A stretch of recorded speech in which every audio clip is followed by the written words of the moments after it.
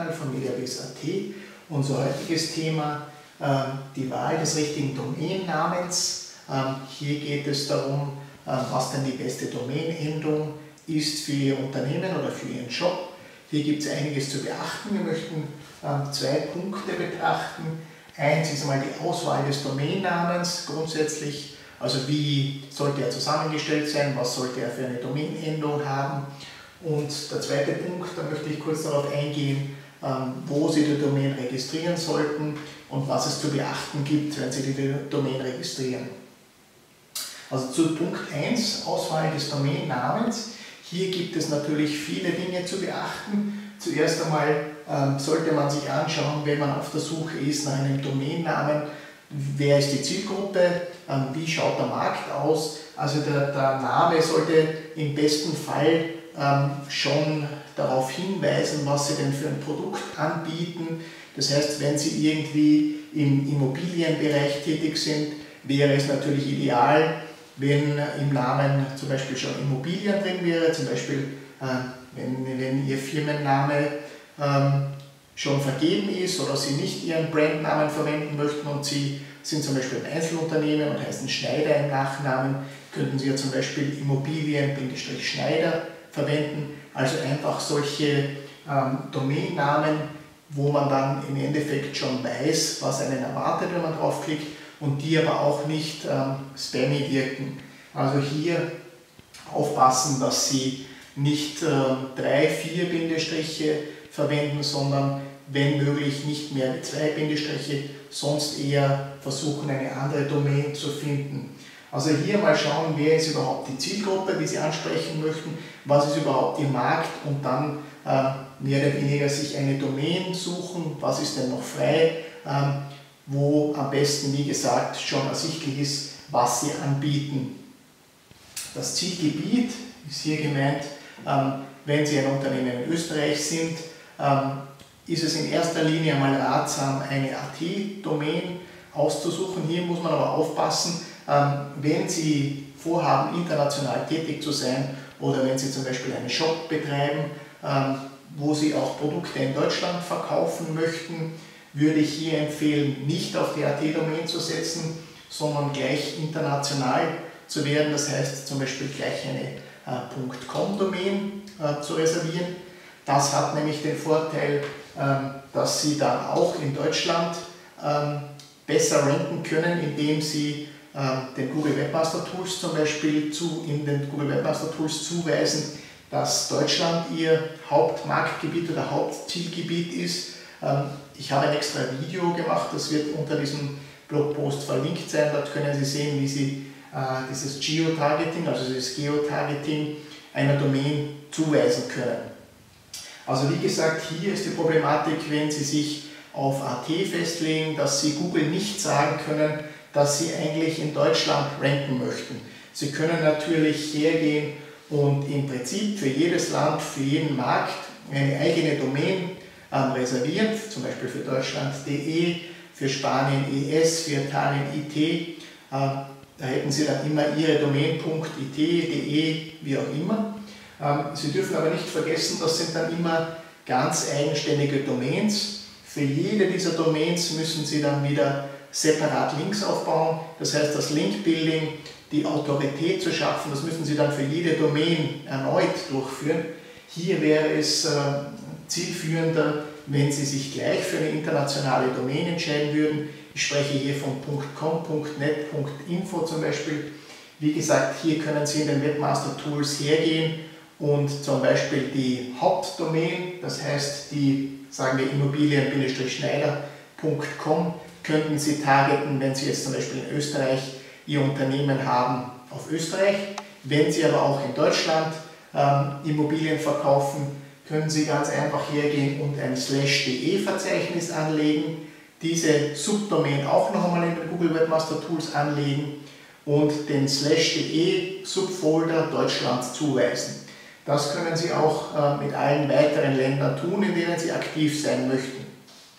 Wie gesagt, es gibt für das ein Video, wo Sie sehen, wie Sie eben die einzelnen Länder in den Google Webmaster Tools zuweisen können, damit Google weiß, dass Sie mit diesen Subfoldern, also mit diesen Unterverzeichnissen in den jeweiligen Ländern ranken möchten.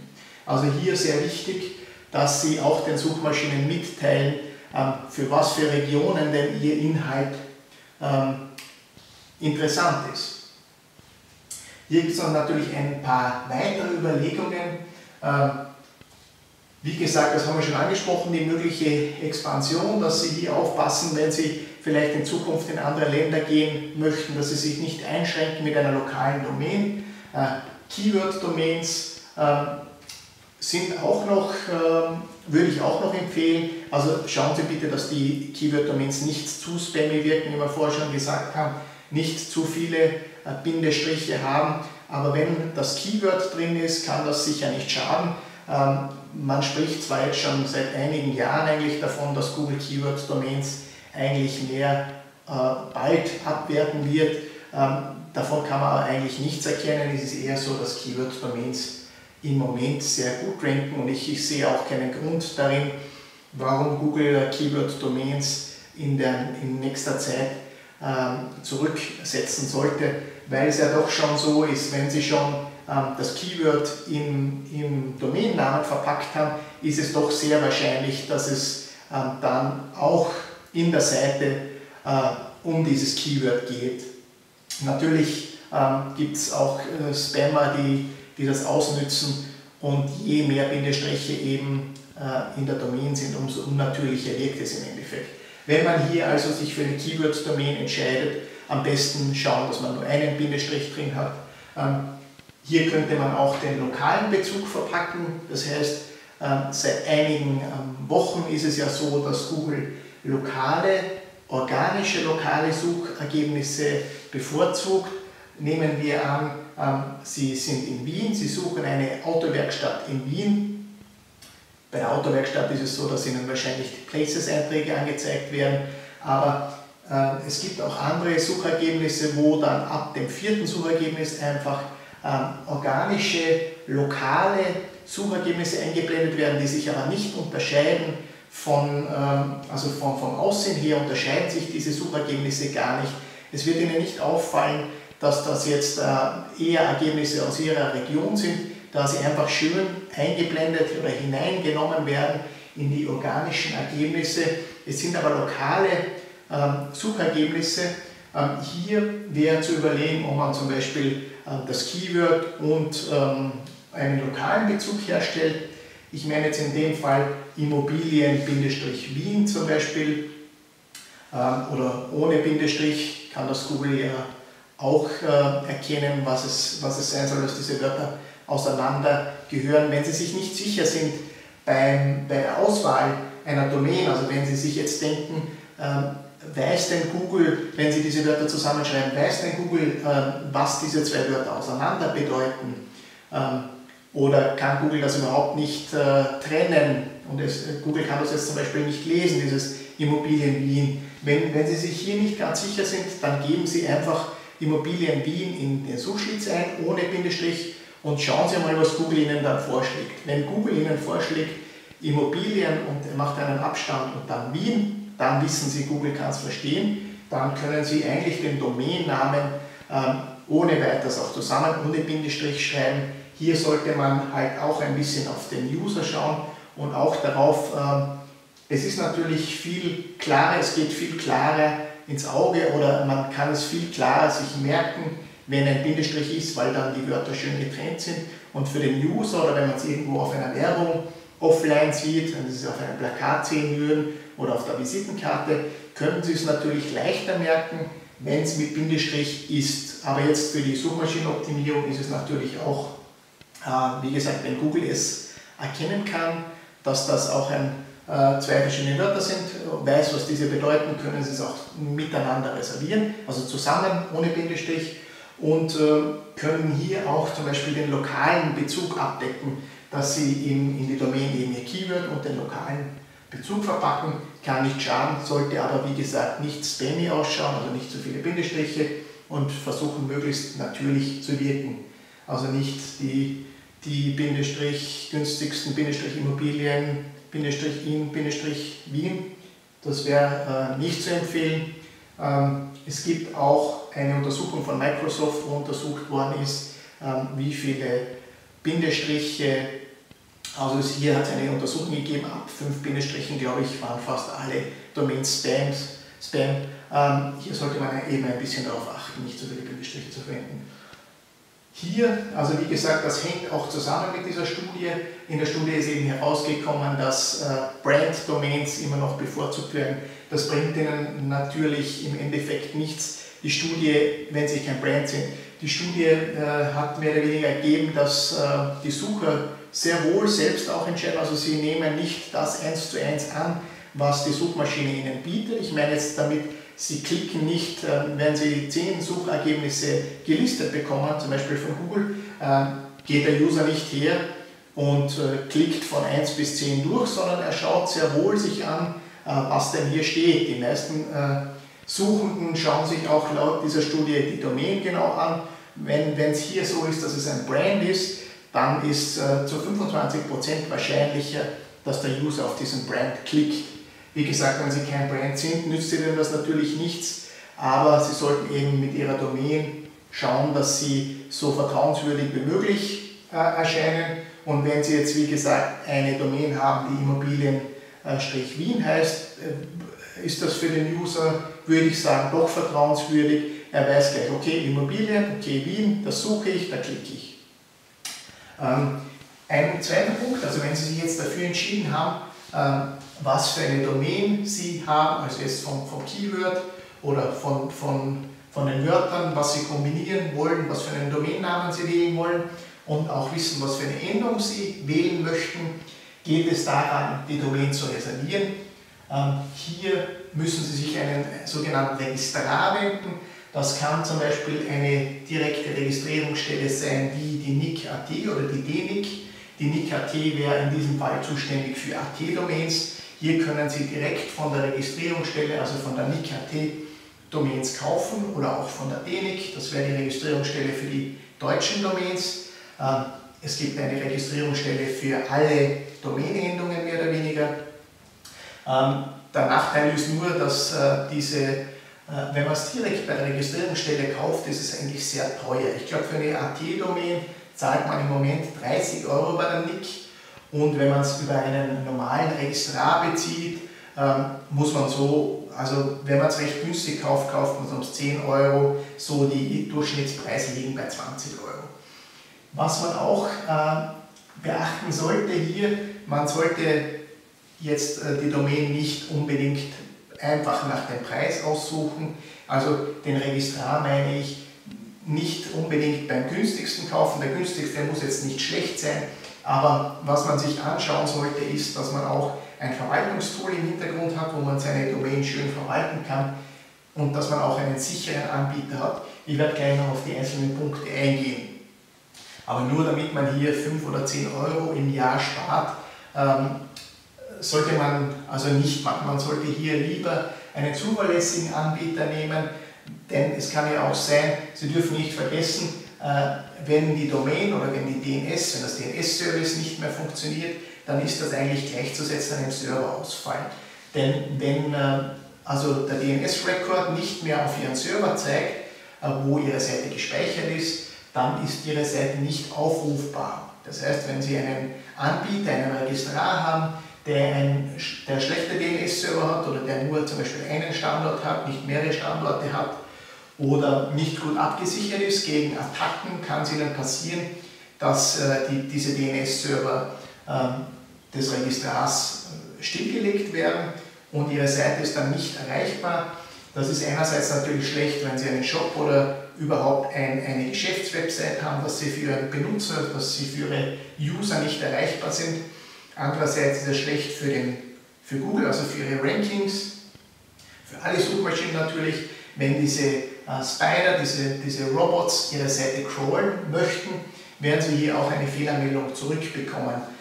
Das ist jetzt nicht so schlimm, wir haben ein bisschen getestet und haben gesehen, dass es ungefähr 1,5–2 Wochen gedauert hat, also circa 10 Tage, haben wir eine Seite abgeschaltet, das heißt, sie war nicht mehr erreichbar für den Crawler und er hat nach ungefähr 10 Tagen hat er dann das Ranking gedroppt. Das heißt, wir haben erst nach 10 Tagen die Keywords Rankings verloren, obwohl die Seite schon ins Leere gezeigt hat. Also hier nicht, man muss es nicht überbewerten, aber man sollte wirklich schauen, dass seine Seite zuverlässig läuft. Hier ist es natürlich wichtig, wenn Sie einen Registrar, einen Anbieter gefunden haben, bei dem Sie Ihre Domain registrieren möchten. Ich empfehle da größere Anbieter wie 1&1 oder Host Europe oder Sachen wie diese, die haben eine gute Infrastruktur und ein gutes Verwaltungstool. Im Verwaltungstool sollten Sie Sachen festlegen können, wie Sie können zum Beispiel Ihren MX-Record, Sie können Ihren Mail-Eintrag dort ändern. Sie können zum Beispiel auch, wenn Sie möchten, die www, oder die Subdomain weiterleiten auf Ihre Hauptdomain, sodass Sie dieses Duplicate-Content-Problem schon in der Domain bei 301 forwarden. Sie können hier auch so Sachen machen, wie wir in den Zusatzvideos sehen.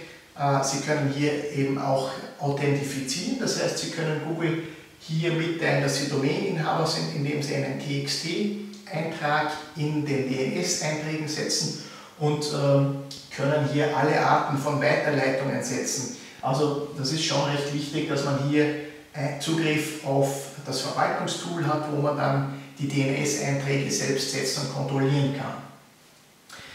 Das ist auch wichtig, wie wir vorgesprochen haben, dass es zuverlässig ist. Also wie gesagt, dass der Anbieter mehrere DNS-Server hat, gut abgesichert ist gegen Attacken und dass das alles sauber und zuverlässig läuft.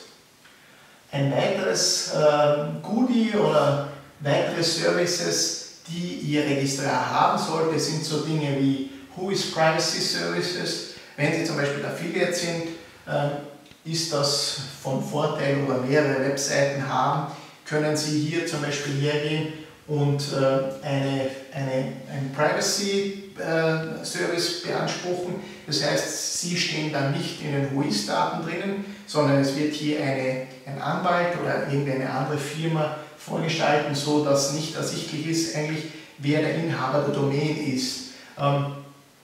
Inwiefern Google das herausfinden kann, ist noch unklar, da ja Google selbst auch Registrar ist und im Endeffekt Zugriff hat auf alle diese Registrierungsdaten. Ich glaube aber, wenn es Whois Protected ist, ist es kein Problem, also wird nicht aufscheinen, dass Sie Domaininhaber sind. Das ist jetzt nur in ganz seltenen Fällen wichtig. Für Affiliates in bestimmten Bereichen muss es nicht immer sein, dass die Kontaktdaten hier offen liegen. Dann auch ein wichtiger, interessanter Punkt. Es ist in den letzten Jahren immer wieder vorgekommen, dass wertvolle Domains oder auch Firmendomains, Domains, mit denen man viel Geld verdienen kann, einfach übernommen wurden von anderen Personen. Bei vielen Domains ist es recht einfach, eine Übernahme durchzuführen. Meist muss man ja, oder man muss immer beim Reservieren einer Domain, muss man eine E-Mail-Adresse hinterlegen, an die dann die Anfrage gestellt wird, ob die Domain übernommen werden kann. Bei vielen Domains ist es so, es kommt eine Anfrage rein und wenn man nicht reagiert eine Zeit lang, dann ist es so, dass bei manchen Domains also der Transfer durchgeführt wird. Das heißt, man würde hier dann seine Domain verlieren. Es gibt hier noch ein zusätzliches Service von manchen Registraren. Das ist ein sogenannter Domain Alert.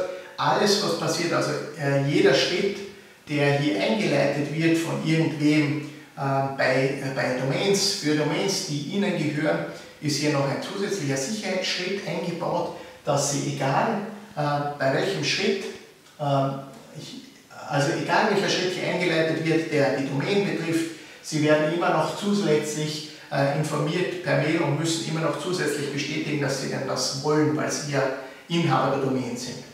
Also das ist natürlich auch sehr von Vorteil, nicht, dass es Ihnen so geht, wie es einigen gegangen ist, dass Sie dann plötzlich nicht mehr die Domain besitzen. Es ist dann zwar vor Gericht einklagbar oder nachzuvollziehen, wem die Domain gehört, aber das kann dann bis zu einigen Jahren dauern und so kann man sich eben davor schützen. Gut, das war's zur richtigen Auswahl eines Domainnamens. Es gibt unter diesem Video 3 Screencasts verlinkt, indem ich im ersten Screencast erkläre, wie man denn eine Domain in die Google Webmaster Tools hineinbekommt, wie man sie anlegt. In Schritt 2, also im zweiten Screencast, erkläre ich, wie man festlegt, also wie man bei Google bestätigt, dass man Inhaber ist dieser Domain. Hier gibt es ein paar Schritte, die man durchführen kann. Und dann im dritten Screencast erkläre ich noch, wie man das Geotargeting zuweisen kann, wie man sagen kann in den Google Webmaster Tools, dass diese Domain zum Beispiel für Deutschland, dass sie für den deutschen Markt ranken soll und wie man einen Subfolder anlegt, zum Beispiel einen Folder für Italien und dann noch einmal diesen Subfolder einrichtet in den Webmaster Tools, den Subfolder dann Italien zuweist und somit Google sagt, alles was im Subfolder Italien ist relevant für Italien und soll in Italien ranken. Gut, das war's für heute. Danke fürs Zuschauen, fürs Zuhören und bis nächste Woche. Tschüss.